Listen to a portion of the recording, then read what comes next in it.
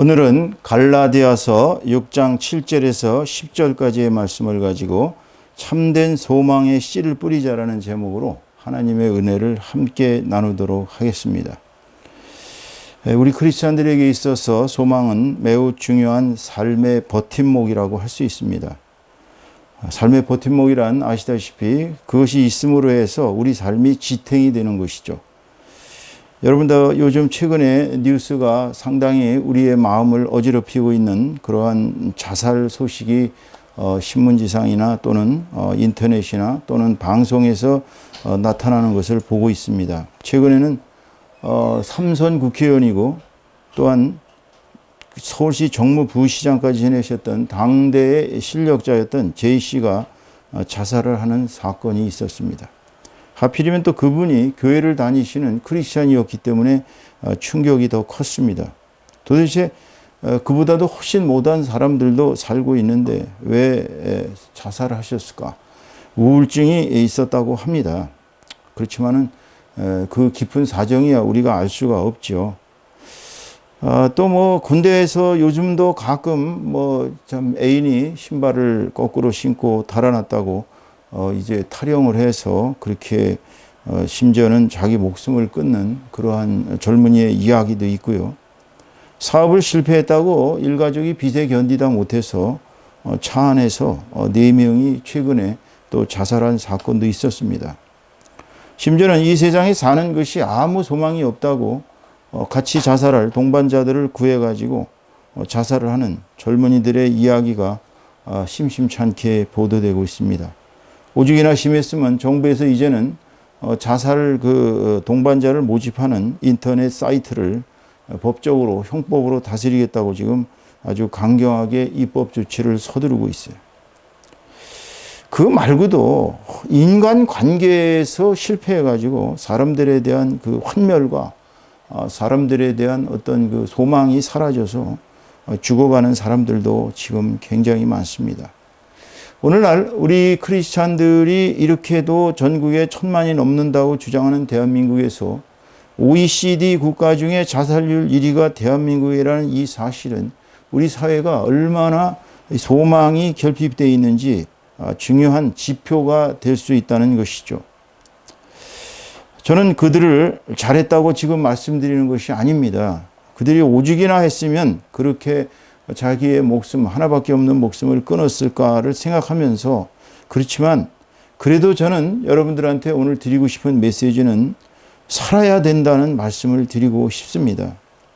원래 삶이라는 것이 본래가 고통 덩어리입니다.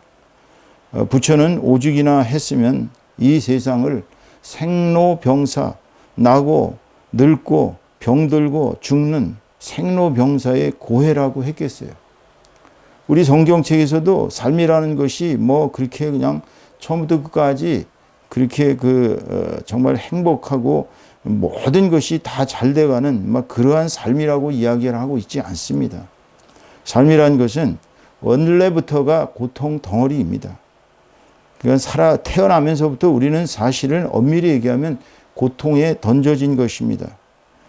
밥을 먹어야 살고요. 또 옷을 입어야 추위를 막을 수 있고 또 나이가 들면 뭔가 학습을 해서 세상에 나갈 준비를 해야 되고 너무나 귀찮고 골치 아픈 일들이 많아요. 또 나이 들어서 이제 결혼을 해보세요. 결혼하면 그야말로 배우자에 대한 의무와 동시에 이제 애들을 낳으면 그 애들을 길러야 되는 부모의 고통과 정말 세상이 보면 처음부터 끝까지 또 거기다 가만히나 있으면 좋은데 늙으신 부모들이 또 병이 들고 사고가 나고 그냥 온갖 고통이 연이어 이어집니다. 그리고 어찌 보면 이 세상 이렇게 살아서 뭐하나 그냥 조용히 가버리는 것이 낫지 않을까 이런 멍청한 좀 어리석은 생각을 할 수도 있죠. 그렇지만 삶이란 것이 그런 고통을 헤치고 그렇게 하루하루를 살아가는 그러한 어떠한 과정이라고 본다면 또 그 과정 속에 우리가 어떠한 삶의 소망이 있다면 그 소망을 붙들고 살아가는 삶은 풍성한 삶이 될 수가 있는 것입니다.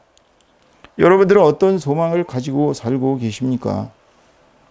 제가 예전에 들었던 얘기 중에 어떤 분이 너무나 가난해서 정말 밥을 굶을 만큼 가난한 집안에서 태어나가지고 또 형제라고 한두 명도 아니고 7, 8명씩 되는 그 대가족에서 정말 살다 지쳐서 서울로 올라와가지고 자신이 이제 소망을 품고 살아갔다고 합니다.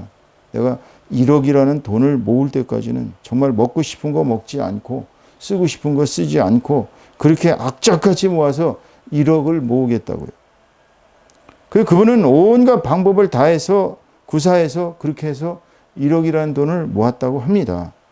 근데 그 다음에는 어떻게 됐을까요, 인생이?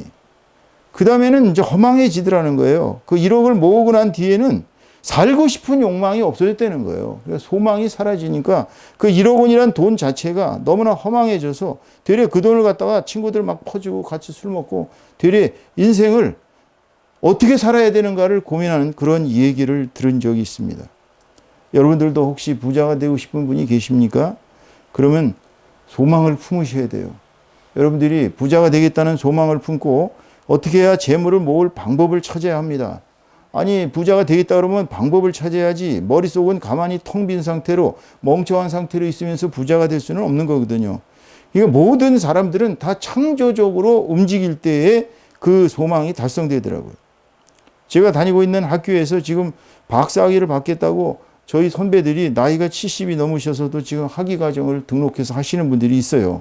처음엔 저도 그분들에 대해서 조금 의아했습니다. 왜냐하면 사회적으로 뭐 정말 알려지고 또 돈도 있을 만큼 있고 아무런 부족함이 없는 분들이 왜 이렇게 힘들게 박사학위를 하셔야 되나라고 생각을 했습니다.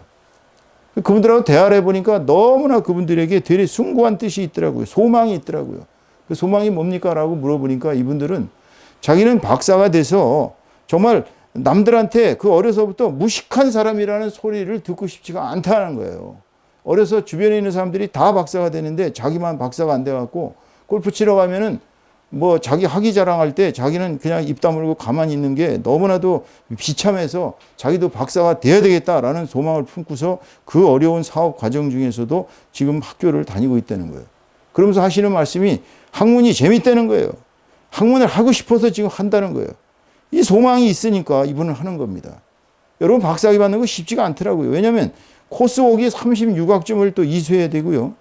또 거기다 선수 과목 없는 사람들은 선수 과목도 뭐 심지어는 12과목을 선수 과목을 받은 사람을 봤는데 코스웍을 다 마친 다음에는 이제 종합 시험을 봅니다. 그래서 외국어 시험에서 합격해야 되고 그 다음에 이제 예비 논문 심사를 거치고 3명의 교수가 앉아서 예비 논문 심사를 거친 뒤에 마지막 본 심사에서는 무려 5명이나 되는 박사님들이 그 한 사람의 논문을 놓고 이제 소위 논쟁이 벌어집니다. 그래서 그것을 무사히 디펜스를 해야 박사학위를 받는 거예요. 그분들은 소망이 있으니까 하는 겁니다. 여러분, 소망이 없다는 것은 바로 죽음을 향해 가는 길이라고밖에 얘기할 수가 없어요. 제가 소망이 사라진 사람들에 대한 이야기를 예전에 신학교를 다닐 때 나치 수용소에서 하루하루를 연명하던 유대인들의 기사를 보고 충격을 받은 적이 있습니다. 여러분들 알다시피 1942년에서 1945년 나치당이 완전히 패망할 때까지는 이 유럽 사람들은 특히나 감옥에 갇힌 이 나치 수용소에 갇힌 유대인들은 하루하루가 절망적인 삶을 살고 있었습니다.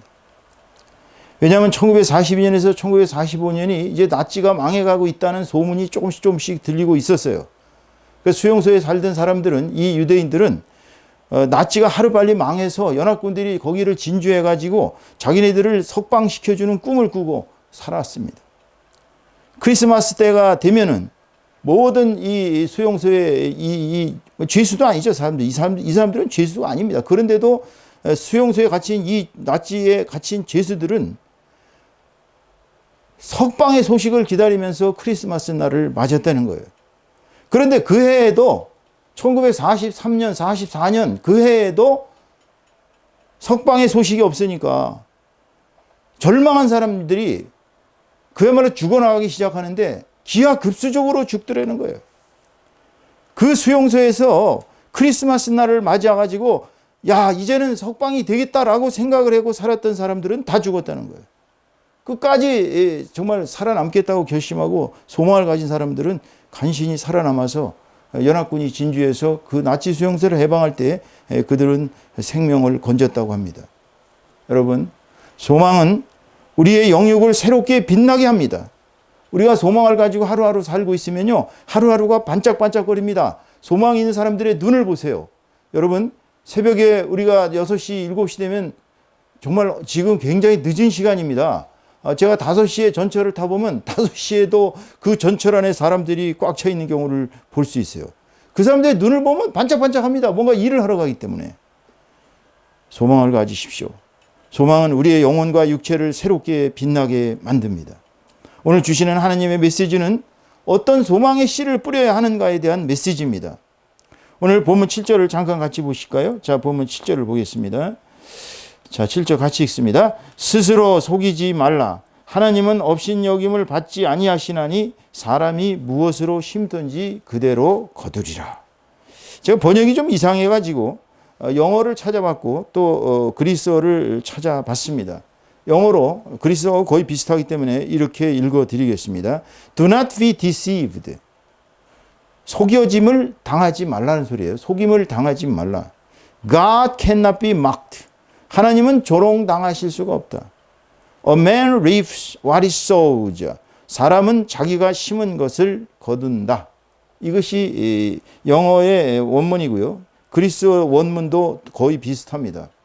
그러니까 여기서 드리고 싶은 말씀은 뭐냐면 하나님이 조롱을 당하지 않는다라는 이 말씀은 뭐냐면은 여러분 주변에 있는 가짜 선지자나 여러분 주변에 있는 어떤 사람들이 여러분들을 혹시라도 진리가 아닌 길로 이끄실 때 속지 말라는 것입니다. 지금 바울 사도가 갈라디아 사람들한테 이 얘기를 할 때의 상황이 어떤 상황이냐면 유대교 율법주의자들이 몰래 숨어 들어와 가지고서 구원을 받기 위해서는 옛날 유대교인들이 하던 대로 할례를 받아야 하고 유대인들이 하던 방식으로 그 유월절을 비롯해서 절기를 지켜야 하고 다시 유대교적으로 돌아가야 된다고 그렇게 몰래 그들을 가르쳐 가지고 꿰어내 가지고 사람들이 혹해서 글로 갔어요. 사도께서 와보시니까 참 기가 막힌 거예요. 그리스도의 십자가의 보혈의 능력으로 우리가 그 믿음으로 이렇게 구원받은 것이지 결코 우리가 무슨 행위로 구원받은 게 아니거든요. 그러니까 속임받지 말라라는 얘기는 하나님께서는 조롱받을 수가 없다. 하나님이 조롱받으시는 거 봤어요? 하나님께서는 우리가 행한 대로 그대로 거두게 하시는 거예요. 그러니까 이게 무슨 얘기냐면 물론 뭐 동양 사상에 뭐 인과율이 있어갖고 불교에서는 콩 심은 데 콩 나고 팥 심은 데 팥 난다는 논리로 인과율을 주장했습니다만 지금 우리 크리스천들은 그렇게 주장하지 않습니다. 왜냐하면 하나님께서는 우리가 죄악을 저질러도 용서하시는 분이시고요. 하나님께서는 당신이 택정한 사람에 대해서는 좀 어떻게 보면 편파적일 만큼 잘해주시는 것도 볼 수가 있어요. 근데 중요한 것은 하나님께서는 우리의 행실을 우리가 하는 말과 우리가 하는 행동에 따라서 우리를 그대로 그 열매를 거두게 하신다는 이 사실이 중요한 거예요. 그렇기 때문에 우리가 진리에 의해서 인도받지 않고 거짓된 진리에 의해서 인도를 받으면 하나님의 길에서 벗어나는 것입니다. 그러니까 우리가 크리스찬들을 왜 이 성경책을 읽으면서 하나님의 진리대로 가기를 요구하고 있느냐면 하나님께서는 엄위하신 분이기 때문에 굉장히 사랑이 많으시지만 동시에 엄격하신 분입니다. 정의의 하나님이세요. 우리가 하는 모든 일에 대해서 그대로 보응하시기 때문에 우리가 행동을 그야말로 하나님 보시는 것을 전제하고 살아가야 합니다. 일반적으로 우리 인생은 가야 할 길이 있어요. 자, 태어났습니다. 출생, 성장합니다. 학교를 다닙니다. 학습을 합니다. 그 학습이 끝나면 취업을 합니다. 취업을 하면 그 다음에 결혼을 해요. 결혼하고 그 다음에 애들을 낳아야 됩니다. 출산. 애들을 낳으면 어떻게 돼요? 양육을 해야 돼요. 그럼 이제 여기서부터가 이제 우리가 다시 우리가 살아왔던 그 길을 그대로 리커링 합니다. 자, 다시 이제 아이들을 양육해야 합니다. 그죠? 그리고 애들을 학습을 시켜야 돼요. 학교를 보내야 됩니다. 또 아이들이 이제 취업을 해야 돼요. 또 취업을 한 뒤에는 애들이 결혼을 해야 돼요. 결혼하면 또 출산을 해야 돼요. 출산을 하고 나서 이제 묵묵히 평생 일하다가 이제 60이 되면, 공무원은 60이 되면 은퇴하고요. 우리 목사들은 65세가 은퇴인데, 이제 은퇴라는 것을 하게 됩니다. 그럼 이제 은퇴하면은, 그 다음에 사망이에요. 이제 사망의 길로 갈 수밖에 없는 거예요. 자, 이 길에서 여러분 한번 생각해 보세요. 지금 내가 어디가 있는가? 지금 내가 학습을 할 시점에 있다 그러면 학습을 해야 소망이 있습니다. 내가 지금 결혼을 해야 될 상황인데 결혼 안 하면요. 지금 나이가 예를 들어 갖고 여성 나이가 35이다. 옛날로 말하면 상당히 늦은 거예요. 왜 그러냐면 통계학적으로 여성이 가장 건강할 때가 25살 때라고 합니다. 25살 때 결혼할 때가 가장 좋다 그래요. 그런데 요즘 여성들 보면 35에도 결혼 안 합니다. 나이 40대가 결혼하는 분들도 왕왕 있어요. 나이가 들어가면 들어갈수록 그 후손은 건강치 못한 애가 나올 확률이 많고 산모도 위험합니다. 그러니까 결혼할 때는 결혼을 해야 된다는 얘기예요. 출산할 때 출산해야 됩니다. 애들을 제대로 양육을 안 하면 그 아이들이 나중에 인생에서 얼마나 어려움을 겪겠어요. 그러니까 가야 할 길을 가야 우리가 인생에 소망이 있는 거예요. 우리가 가야 할 길을 묵묵히 걷지 않으면 살기 싫다고 내가 가는 길이 귀찮다고 자살하는 사람들처럼 그냥 좌절했다고 더 이상 내가 이걸 이길 수가 없다고 이렇게 생각하고 미래에 대한 소망을 포기하고 살아가는 것은 가장 어리석은 사람들이 취하는 길이라고밖에 얘기할 수 없어요. 오늘 본문 8절을 잠깐 보겠습니다. 8절에는 자기의 육체를 위하여 심는 자는 육체로부터 썩어질 것을 거두고 성령을 위하여 심는 자는 성령으로부터 영생을 거두리라 그랬는데 여기 번역이 좀 거시기 합니다. 왜냐하면 육체로부터 썩어질 것을 거두고 그랬는데 육체로부터 썩어질 것을 거두고 것이 아니에요. 이게 거두고가 원문을 보면 파멸을 걷는다고 그랬습니다. 육체를 위하여 심는 자는 육체로부터 멸망을 거둔다고 그랬어요. 그러니까 우리가 육체적으로 이 세상을 살아가는 것은 결국은 썩어질 육체, 멸망할 육체의 길을 가고 있는 것입니다. 성령을 위하여 심는 자는 성령으로부터 영생을 거둔다고 그랬습니다. 그러니까 우리가 미래의 소망을 우리가 성령으로 살아가는 사람이 된다면 영생이 있어요. 우리에게는 영생이라는 소망이 있습니다. 이게 무슨 사이비 종교의 얘기가 아니잖아요. 사이비 종교들은 영생교라는 교도 있었고 우리에게 어떻게 하면 영생을 얻는다고 거짓말을 해갖고 사람들을 갖다가 홀려가지고 돈 뺏고 몸 뺏고 가진 악행을 다 저지르다가 그렇게 해서 파멸들을 시켰지만 우리 크리스찬들은 진정한 의미에서의 소망인 영생이 있기 때문에 이거는 하나님께서 우리에게 주시는 메시지입니다. 너희들이 성령을 위하여 살아가면 너희들에게는 영생의 소망이 있다는 것입니다. 그렇다면 우리에게는 영생이라는 소망이 있지 않습니까? 영생이라는 소망보다 더 큰 게 어디 있어요? 아유, 뭐 귀찮은데, 난 25살 살았는데, 그냥 여기서 마감하고 가지 뭐 영생을 사냐, 지긋지긋하게. 아니, 거기서 끝나면 얼마나 좋겠어요. 자기가 살고 싶을 때 살고 죽고 싶을 때 죽었으면 며칠 전에 자살하신 그분은 어떻게 되는지 저는 걱정이 됩니다.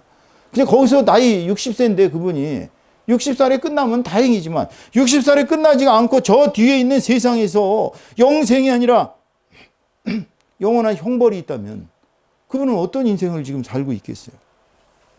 본문 9절에서 10절까지의 말씀을 봅니다. 우리가 선을 행하되 낙심하지 말지니 포기하지 아니하면 때가 이름에 거두리라. 낙심하고 포기하면 안 돼요. 우리 인생은. 우리가 선을 행하라는 이유는 우리의 생명이 영생으로 가는 길에 있기 때문에 영원한 생명으로 가는 삶의 도정에 있기 때문에 낙심할 필요가 없어요. 또 포기할 필요가 없어요. 어차피 영생을 살아야 되는 것이 우리 크리스찬들의 운명이란다면 우리는 그 소망인 영생을 위해서 하루하루를 그냥 뚜벅뚜벅 살아가야 하는 것입니다. 그러므로 10절 말씀에 보면 그러므로 우리는 기회 있는 대로 모든 이에게 착한 일을 하되 더욱 믿음의 가정들에게 할지니라 그랬어요. 이건 무슨 얘기예요?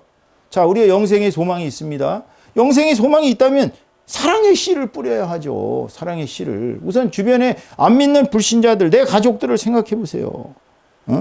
주변 사람들이 얼마나 불쌍한 존재들입니까? 사랑의 씨를 뿌려야 합니다. 지금 주님께서 우리에게 요구하시는 것은 네가 소망이 있느냐? 영생의 소망이 있느냐? 영생의 소망이 있다면 사랑의 씨를 뿌려라라는 거예요. 주변에. 오늘 결론을 맺습니다.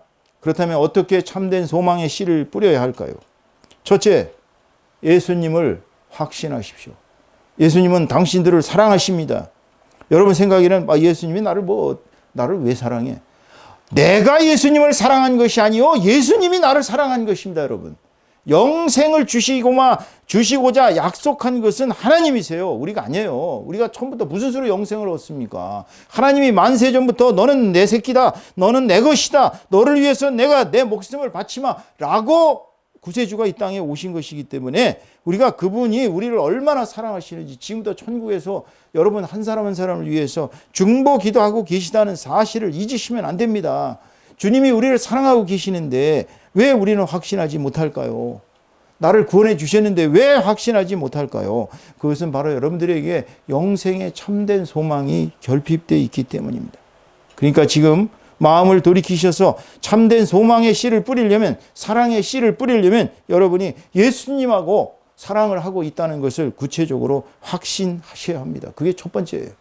예수님이 나를 구원하셨고 예수님이 나를 사랑하고 계시고 예수님이 나를 영생으로 이끄신다는 것을, 참된 소망이 있다는 것을 확신한다면 그보다는 주변에 불쌍한 사람들을 생각해야죠. 나는 선택된 사람이고 나는 천국의 소망을 갖고 살아가는 사람인데 이제 불신자들이는 내 가족들부터 생각해 보세요. 그들이 그냥 놔두면 지옥에 떨어지는 수밖에 뭐가 있겠어요. 그분들이 가셔야 될 길은 뻔합니다. 그렇다면 주변 사람들을 위해서 우리는 기도해야죠. 중보 기도해야 합니다. 여러분들 주변에서 중보 기도해달라고 요청한 사람들이 있죠. 중보 기도하셔야 돼요. 주변에 복음 전하는 삶을 살아야 합니다. 말씀을 내 것으로 만드는 삶을 살아야 돼요. 여기 나오는 성경책에 나오는 이 말씀 한 구절 한 구절이 다 내 것이 되도록 그렇게 해야 내 마음에 소망이 싹 트거든요. 그래야 내 마음이 하나님의 사랑과 연합되기 때문에 내가 남들에게 사랑의 씨를 뿌릴 수가 있습니다. 시간이 되면 이제 공부해야죠. 열심히 공부하고 열심히 일해서 돈을 벌어야죠. 그래서 나가 잘 살고 내 주변이 잘 살고 우리 주변 사람들, 특히 우리 기독 형제들, 우리 같이 지금 교회를 하고 있는데도 교회에 장소가 없어서 이렇게 고생하는 이러한 사람들을 도와야 될 거 아닙니까? 주님께서는 우리들에게 참된 소망의 씨를, 사랑의 씨를 우리 기독 형제들에게 먼저 뿌리라고 오늘 요구하고 계시요. 여러분들은 과연 여러분들의 기독 형제들에 대해서 어떤 사랑의 씨를 뿌리고 있는지, 어떤 참된 소망의 씨를 뿌리고 있는지 생각하면서 이제 앞으로 우리가 새로운 또 8월을 곧 맞이하게 되는데 더욱더 하나님의 사랑을 실천하는 저와 여러분 다 되시기를, 그리하여 참된 소망의 씨가 하루하루 묵묵히 뿌려지는 그러한 착한 삶을 살게 되시기를 주님의 이름으로 축원합니다. 기도하시겠습니다. 주님 감사합니다. 저희들은 주님의 구원을 받았고 주님의 사랑을 충만하게 받았습니다. 주여, 저희들이 아직도 구원의 소망과 확신이 없다면 주님께서 저희들에게 믿음을 더하여 주시고 저희들이 주변 사람들에게 정말 참된 소망의 씨를 하루하루 뿌리며 하루하루의 삶이 묵묵히 걸어가는 정말 황소와 같은 그러한 성실하고 신령하고 진정한 삶이 될 수 있도록 저희들의 삶을 주장하여 주시옵소서. 이제 또 한 주간도 주님 은혜 가운데서 평온하고 또 능력 있는 삶을 살기를 소망합니다. 주님, 우리들의 삶에 역사하여 주시고 하나님의 은혜가 거룩하게 우리들에게 나타나서 매일매일 참된 소망의 사랑의 씨를 뿌리는 저희들 다 될 수 있도록 축복하여 주시옵소서. 모든 것을 주께 의탁하오며 주 예수 그리스도의 이름으로 기도하였사옵나이다. 아멘.